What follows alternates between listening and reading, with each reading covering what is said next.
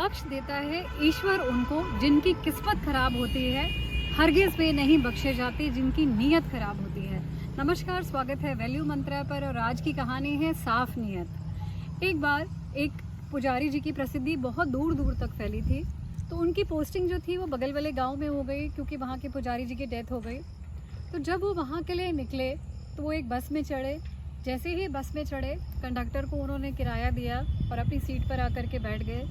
बाकी बचा हुआ किराया जब कंडक्टर ने उनको दिया और कंडक्टर आगे चला गया, उन्होंने जब पैसों को गिना तो देखा उसमें 10 रुपये का नोट एक्स्ट्रा है।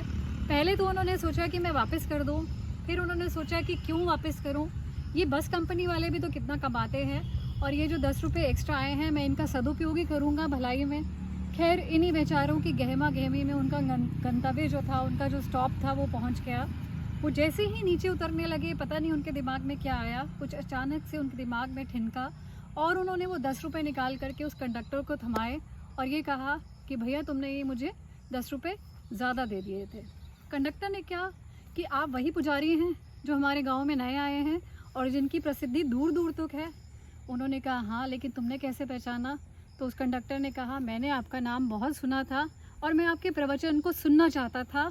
मैंने इसीलिए ये 10 रुपये आपको एक्स्ट्रा दिए, सिर्फ ये देखने के लिए कि आप करते क्या हैं। लेकिन मैंने ये देखा कि जैसा आप प्रवचन देते हैं, आपकी शिक्षा भी, आपका आचरण भी बिल्कुल वैसा ही है। पंडित जी बिल्कुल, कंडक्टर तो चला गया, पंडित जी बिल्कुल पसीने पसीने हो गए और उन्होंने भगवान का धन्यवाद किया कि इस 10 रुपये के चक्कर में, एक तुच्छ प्रलोभन के चक्कर में, शुक्र है मेरी जो इमेज थी, मेरी जो छवि थी वो ख़राब नहीं हुई। प्रभु आपने मुझे संभाल लिया। तो कई बार ऐसा क्या होता है ज़िंदगी में, हम भी एक तुच्छ से प्रलोभन के लिए अपना चरित्र, अपनी छवि जो है वो ख़राब कर जाते हैं।